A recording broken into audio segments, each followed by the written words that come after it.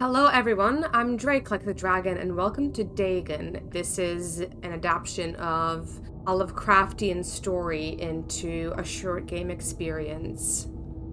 What more do I need to say? Yeah, here we go. It's a faithful, interactive adaptation of H.P. Lovecraft's work, focused on story and atmosphere. You will not find difficult choices, action sequences, or inventory management here, and movement is limited to progressing through locations along with the plot. I am writing this under an appreciable mental strain, since by tonight I shall be no more. Ooh, what a voice. You will encounter interactive elements. Some of them will allow you to continue your journey. Others reveal interesting facts about the original short story.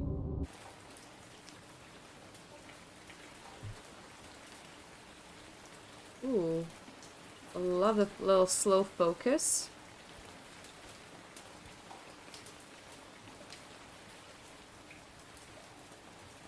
Ooh, what's over here? Come on, let me turn around, dude.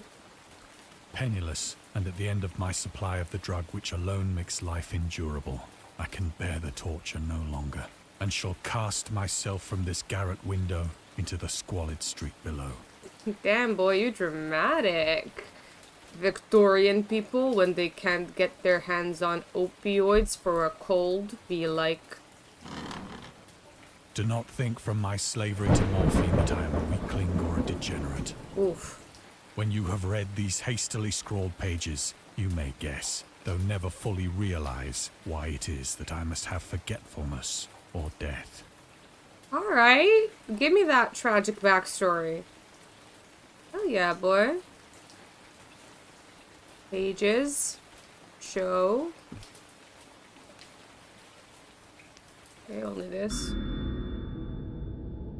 Morphine entered into use in the 19th century and was routinely administered to treat severe pain during the American Civil War and World War I. It was also sold without restrictions until 1914.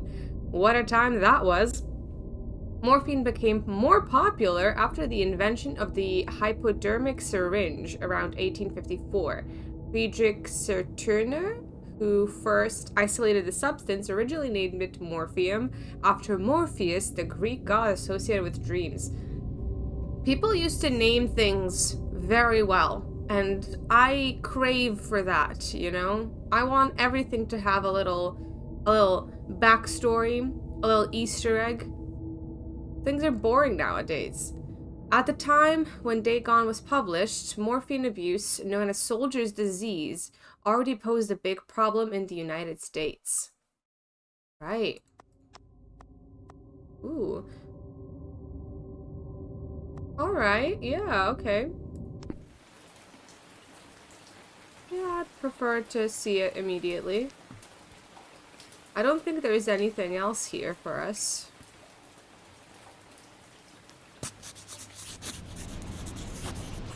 It was in one of the most open and least frequented parts of the broad Pacific that the packet of which I was supercargo fell a victim to the German sea raider.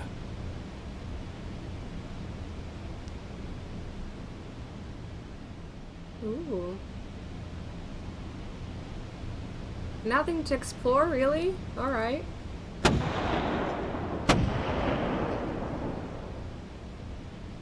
The Great War was then at its very beginning, and the ocean forces of the HUN had not completely sunk to their later degradation. Okay, boy. So that our vessel was made a legitimate prize, whilst we of her crew were treated with all the fairness and consideration due us as naval prisoners.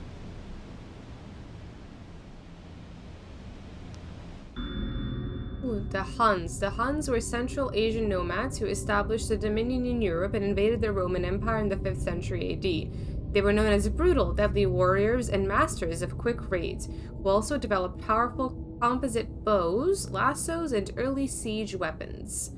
During World War I, the British used the word Hun as synonym for Germans in order to emphasize their brutality. However, the term originated when the German Emperor Wilhelm II gave a speech to his troops on 27th of July 1900 before they embarked to China. Should you encounter the enemy, he will be defeated. No quarter will be given. Prisoners will not be taken. Whoever falls into your hands is forfeited. Just as 1,000 years ago, the Huns under their king Attila made a name for themselves, one that even today makes them seem mighty in history and legend, may the name German be affirmed by you in such a way in China that no Chinese will ever again dare to look cross-eyed at a German. The refusal to take prisoners was a clear breach of the laws and customs of war adopted during the First Hague Convention of 1899. That's the one thing we don't miss about the past, is the fucking horrible megalomaniacs who just want their name to be legendary so much they're willing to commit as many war crimes as it takes. I mean, unfortunately, we're not fully out of that, are we? Not really something to be missed when it's still prevalent. Yeah, Wilhelm, you're a fucking penis for that one.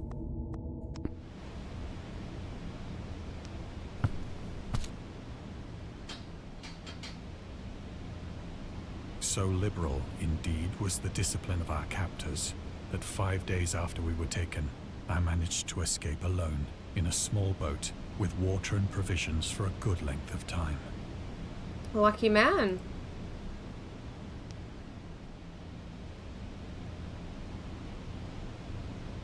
Okay, not much to look at here. Okay.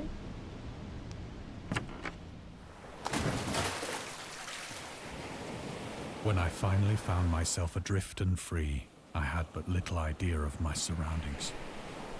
Never a competent navigator, I could only guess vaguely by the sun and stars that I was somewhat south of the equator. Of the longitude, I knew nothing, and no island or coastline was in sight. Oh, that sounds dreadful. Like, I don't have a fear of the ocean, but obviously, like, the thought of just being in the middle of the ocean, all by yourself, no idea where you're going, no compass, no nothing. Fuck that. The fish can eat me. The weather kept fair, and for uncounted days I drifted aimlessly beneath the scorching sun, waiting either for some passing ship or to be cast on the shores of some habitable land. At least you have some water, I guess. But neither ship nor land appeared, and I began to despair in my solitude upon the heaving vastness of unbroken blue. The change happened whilst I slept. Oh. Its details I shall never know. For my slumber, though troubled and dream-infested, was continuous. Whoa.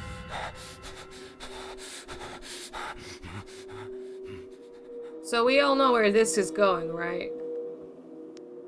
When at last I awoke, it was to discover myself half sucked into a slimy expanse of hellish black mire, which extended about me in monotonous undulations as far as I could see. Alright, bro, speak in plain English. Like, you're all alone in a catastrophe world. There's no need to be eloquent. And in which my boat lay grounded some distance away. Pretty close to you. Though one might well imagine that my first sensation would be of wonder at so prodigious and unexpected a transformation of scenery, I was in reality more horrified than astonished. No, I think this is a situation where it's quite rightful to be horrified. Also, what the fuck is that? What are its red eyes, and why does it keep looking this way? I don't like that. For there was in the air, and in the rotting soil, a sinister quality which chilled me to the very core. Oh, is it sinister? I never would have frickin' guessed. The region was putrid with the carcasses of decaying fish, and of other, less describable things which I saw protruding from the nasty mud of the unending plain. Okay, less threatening now that I'm standing up. Oh my god, why y'all so wriggly? Perhaps I should not hope to convey in mere words the unutterable hideousness that can dwell in absolute silence and barren immensity.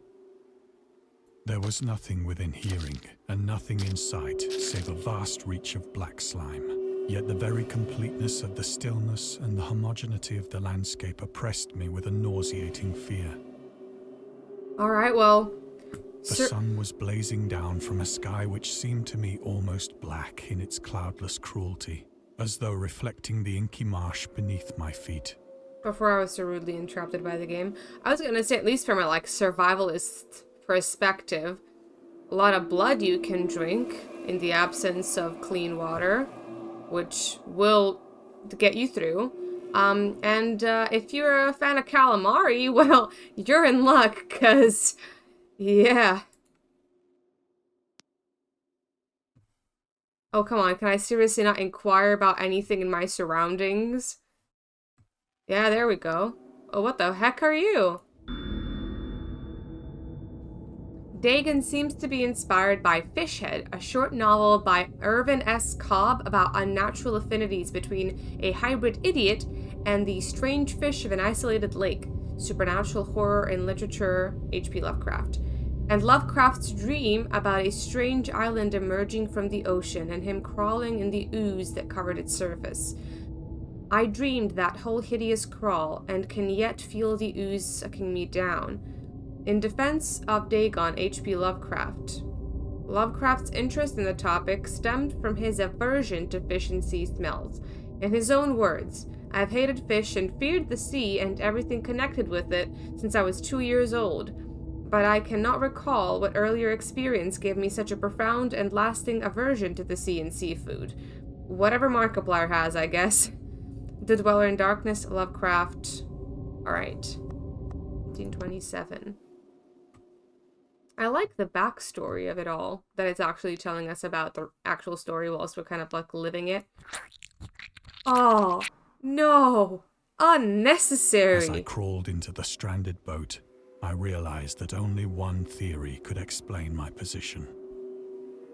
Through some unprecedented volcanic upheaval, a portion of the ocean floor must have been thrown to the surface, exposing regions for which innumerable millions of years had lain hidden under unfathomable watery depths. I thought he was going to say sociology. So great was the extent of the new land which had risen beneath me that I could not detect the faintest noise of the surging ocean, straining my ears as I might. Nor were there any seafowl to prey upon the dead things. Wow.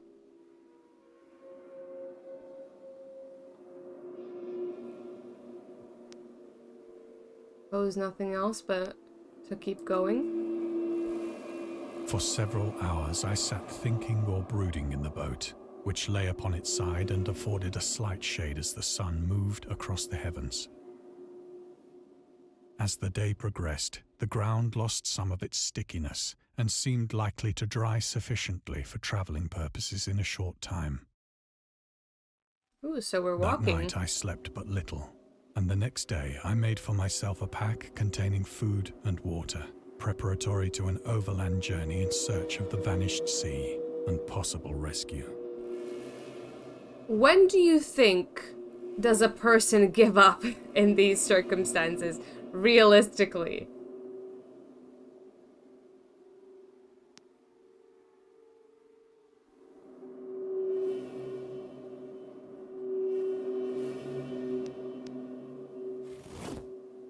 On the third morning, I found the soil dry enough to walk upon with ease.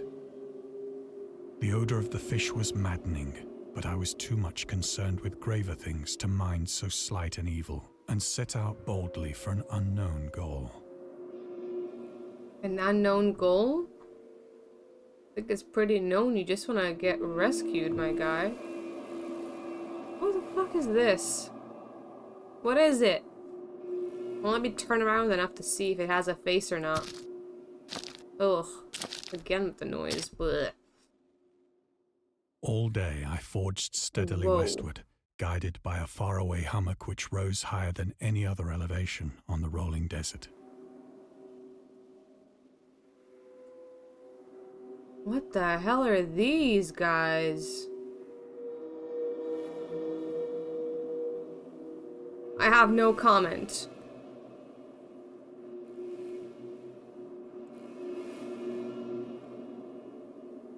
Dude, what the fuck are you?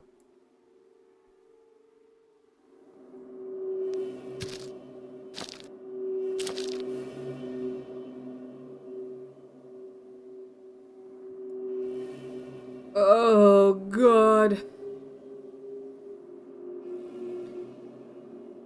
Oh, the whale is like resting my eyes because here I am freaking out. Ugh. Awful. Anything spider-like is just gonna... That Ugh. night, I encamped, and on the following day still travelled toward the hummock, though that object seemed scarcely nearer than when I had first espied it. It's a big old eel. If it is an eel. I mean, if it was an eel, at least you could have a nice... oh, God. A nice dinner.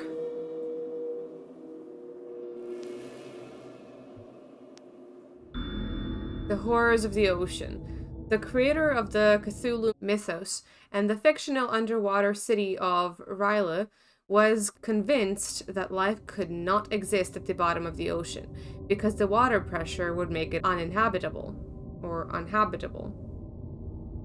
Today we know that the darkest depths of the ocean are home to many peculiar organisms. The deepest dwelling fish we have discovered so far, the Mariana snailfish, can live about 8,000 meters below the ocean surface, in never-ending darkness and at hellishly crushing pressures hundreds of times stronger than those found at sea level. Upon glancing at the modern photos of deep-sea creatures such as anglerfish, the fangtooth or the viperfish, and their truly Lovecraftian characteristics, it's hard not to find some irony in this.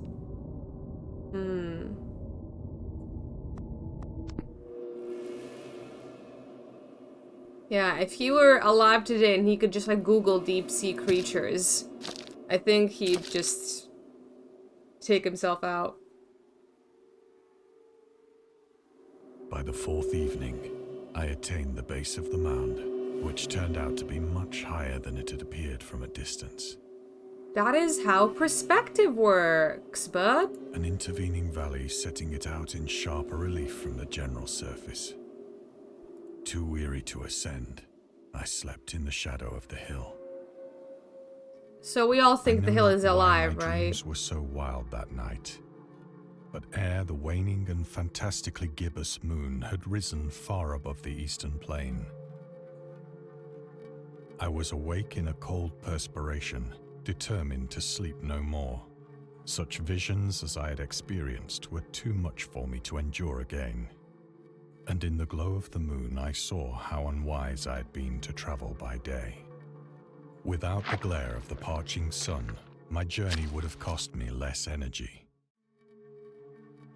Okay. Indeed, I now felt quite able to perform the ascent which had deterred me at sunset.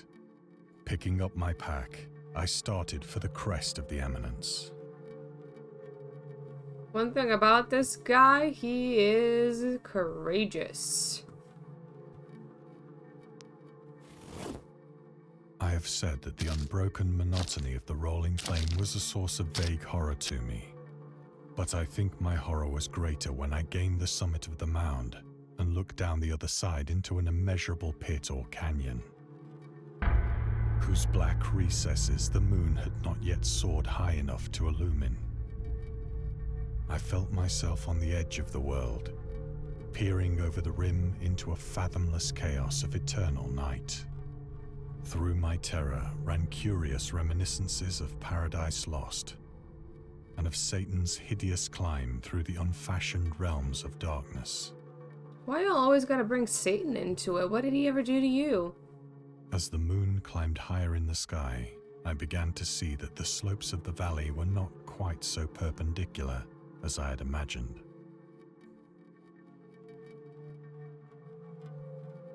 Ledges and outcroppings of rock afforded fairly easy footholds for a descent. More slime, yay. Whilst after a drop of only a few hundred feet, the declivity became very gradual.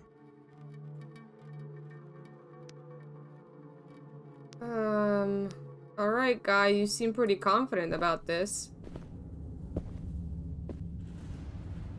Urged on by an impulse which I cannot definitely analyze, I scrambled with difficulty down the rocks and stood on the gentler slope beneath, gazing into the Stygian deeps, where no light had yet penetrated. All at once, my attention was captured by a vast and singular object on the opposite slope, which rose steeply about 100 yards ahead of me. An object that gleamed whitely in the newly bestowed rays of the ascending moon. What the heck are you, boy?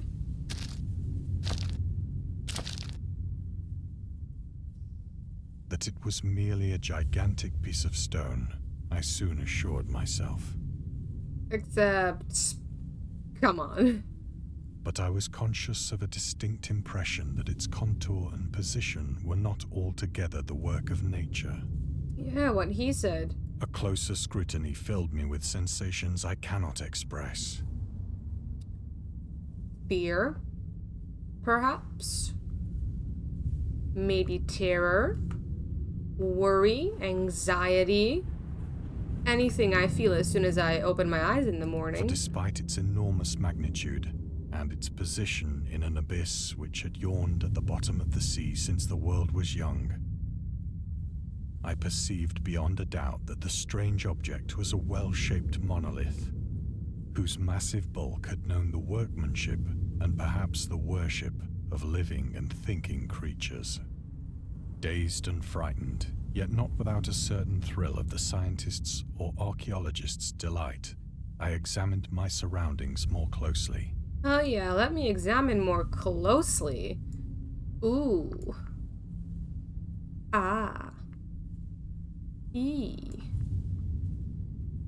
Very pretty sky, at least. You know, I'll give it that. That rock looks like a shark.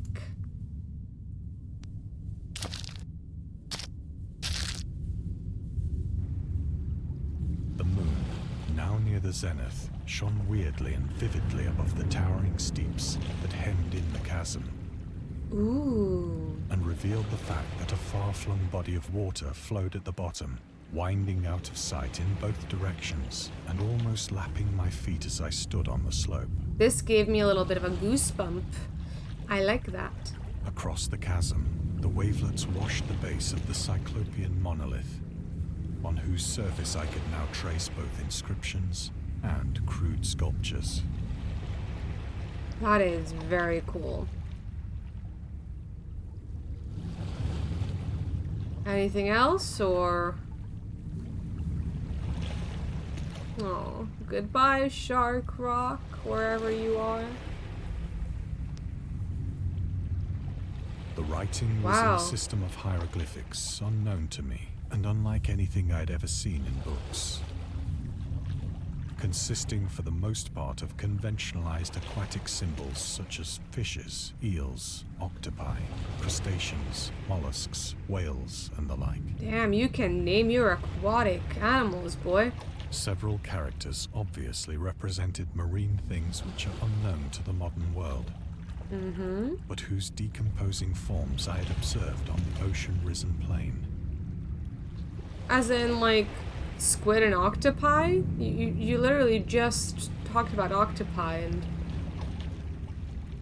I don't see how that would be unknown to you, but pop off, girly! It was the pictorial carving, however, that did most to hold me spellbound.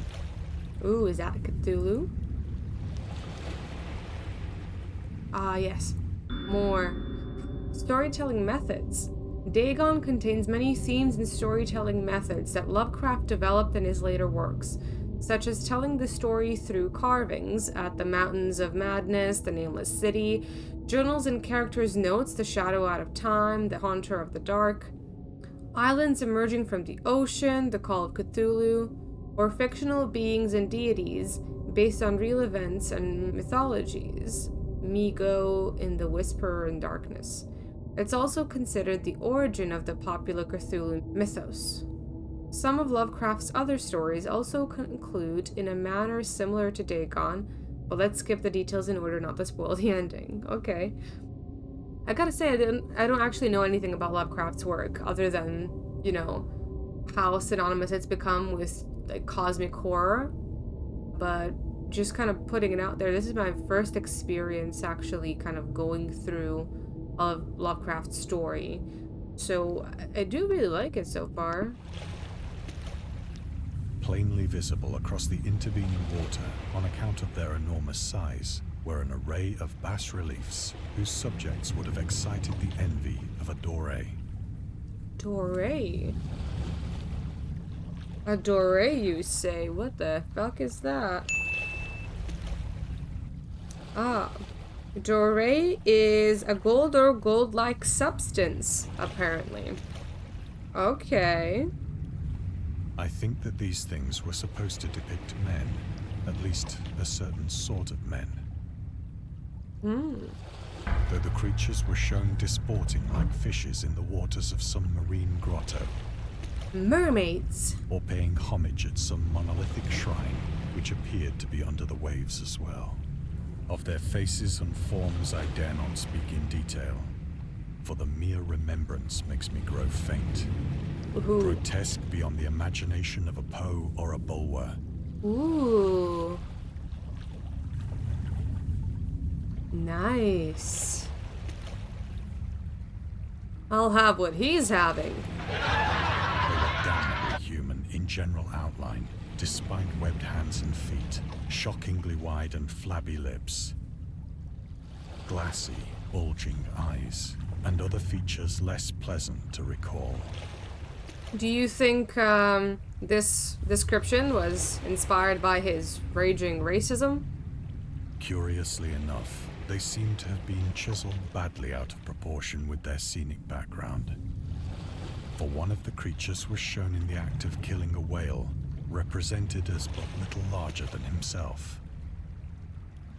I remarked, as I say, their grotesqueness and strange size, but in a moment decided that they were merely the imaginary gods of some primitive fishing or seafaring tribe.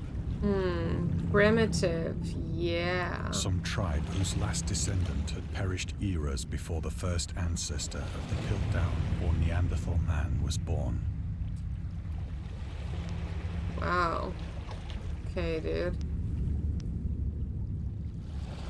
Awestruck at this unexpected glimpse into a past beyond the conception of the most daring anthropologist, I stood musing whilst the moon cast queer reflections on the silent channel before me. Then, suddenly, I saw it. Ah, what am I seeing? With only a slight churning to mark its rise to the surface, the thing slid into view above the dark waters. Whoa! Fiend-like and loathsome, it darted like a stupendous monster of nightmares to the monolith, about which it flung its gigantic scaly arms, while it bowed its hideous head and gave vent to certain measured sounds. I think I went mad then. Of my frantic ascent of the slope and cliff, and of my delirious journey back to the stranded boat, I remember little.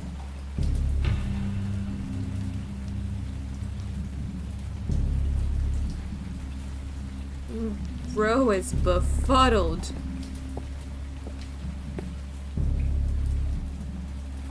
I believe I sang a great deal and laughed oddly when I was unable to sing.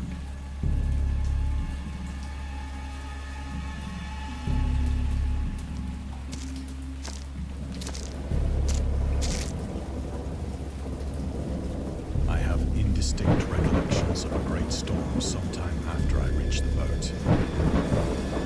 At any rate, I know that I heard pearls of thunder and other tones which nature utters only in her wildest moods.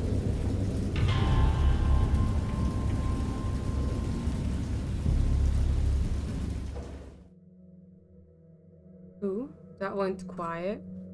When I came out of the shadows, I was in a San Francisco hospital. brought thither by the captain of the American ship which had picked up my boat in mid-ocean. In my delirium, I had said much, but found that my words had been given scant attention. Of any land upheaval in the Pacific, my rescuers knew nothing. This looks about as nice, if not nicer, than your average hospital room back home, so whoa, that says a lot. Nor did I deem it necessary to insist upon a thing which I knew they could not believe.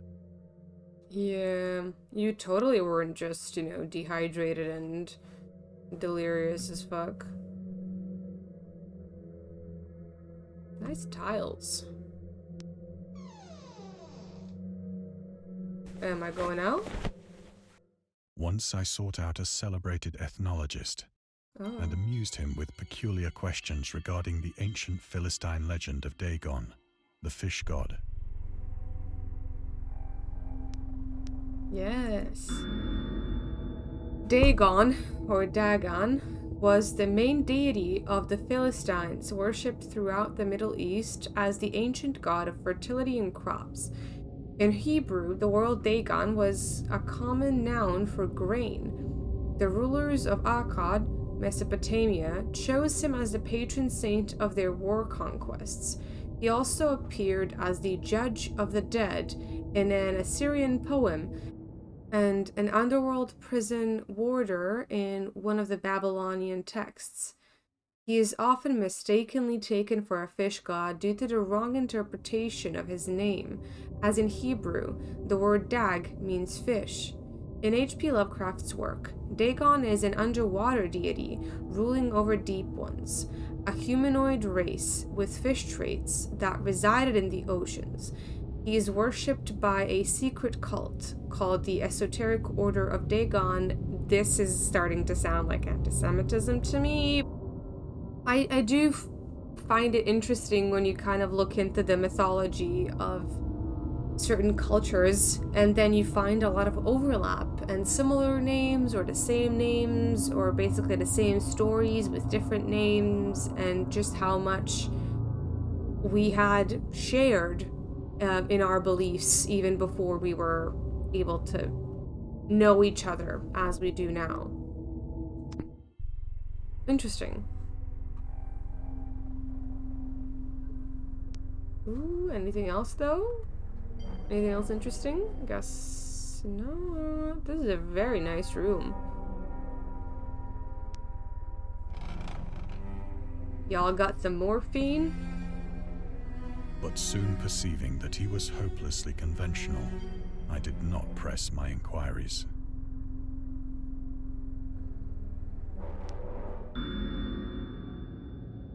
August Derleth and the Cthulhu Mythos. August Derleth was an American writer and anthologist. He also befriended Lovecraft and published many of his works through his company Arkham House. Although he greatly contributed to the popularization of the author's works after his death, he is surrounded by numerous controversies.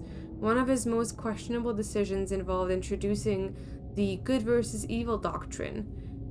Derleth was a devout Catholic, to the Cthulhu mythos, which contrasted with Lovecraft's view of the world and his approach to cosmic horror.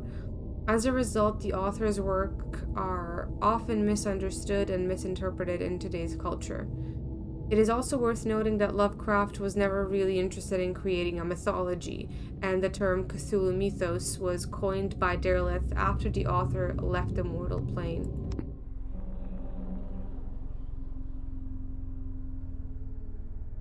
Okay. What's next?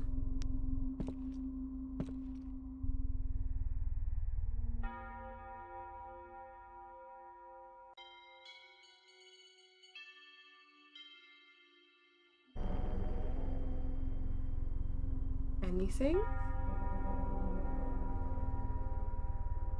Just wanted to look at the time real bad, huh?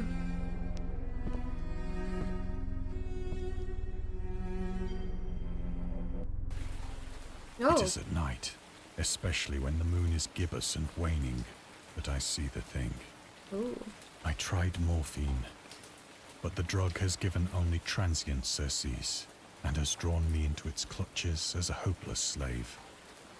So now I am to end it all, having written a full account for the information or the contemptuous amusement of my fellow men. Mental illness. Lovecraft on tobacco and alcohol. Lovecraft hated tobacco, even though he used to smoke when he was 12. Ugh, I can't imagine why he would grow to dislike it. In order to look and feel like an adult, in his correspondence with friend Reinhard Kleiner, he claims that he quit as soon as he started wearing long pants. He also had a very strong opinion about alcohol, as evidenced by his letter to Zelia Brown, dated 13th February 1928. As for the matter of drinking, I have never tasted intoxicating liquor and never intend to, having a strong aesthetic disgust at anything which blunts or coarsens the delicate natural equipoise of the evolved human intellect and imagination. Drinking excited my personal repugnance, hence I don't drink. I let the herd do what they will. I am rather in favor of prohibition, the prohibition of any one antisocial force as well as of any other. God, this guy sounds like a pill. Not in that he doesn't want to drink, but that he's just sounding so narcissistic when he's talking about sobriety. Often, I ask myself if it could not all have been a pure phantasm, a mere freak of fever, as I lay sun-stricken and raving in the open boat after my escape from the German man-of-war. This I ask myself, but ever does there come before me a hideously vivid vision in reply. I cannot think of the deep sea without shuddering at the nameless things that may at this very moment be crawling and floundering on its slimy bed, worshipping their ancient stone idols and carving their own detestable likenesses on submarine obelisks of water-soaked granite. I dream of a day when they may rise above the billows to drag down into their reeking talons the remnants of puny, war-exhausted mankind. Of a day when the land shall sink and the dark ocean shall ascend amidst universal pandemonium.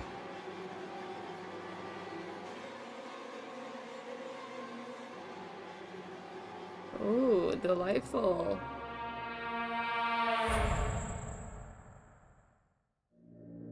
The end is near. Oof. I hear a noise at the door, as of some immense slippery body lumbering against it.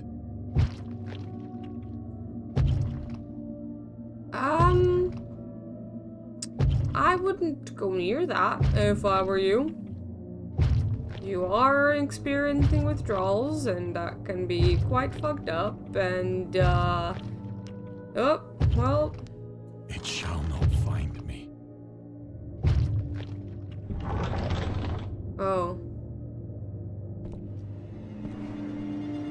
God, that hand!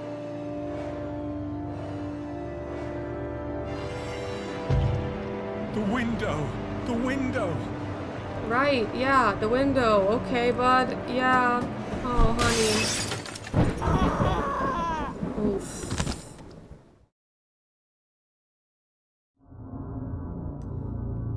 Okay. Yeah, well, that ending was upsetting. Yikes.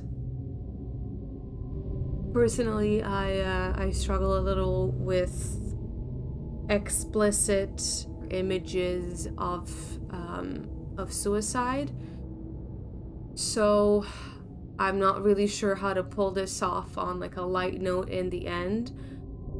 I guess all I can say is it was interesting, it was immersive, it was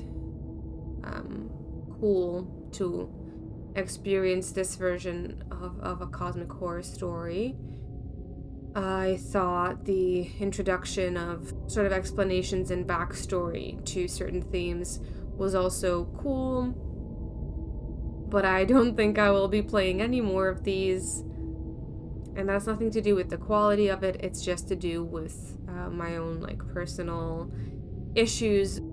Sorry to end it on a bit of a bummer, but I really hope y'all enjoyed this video, and if you did, please leave a like to show you enjoyed it. It would mean a lot to me. Thank you for hanging out with me today, and I will see you super soon in the next one. Bye for now.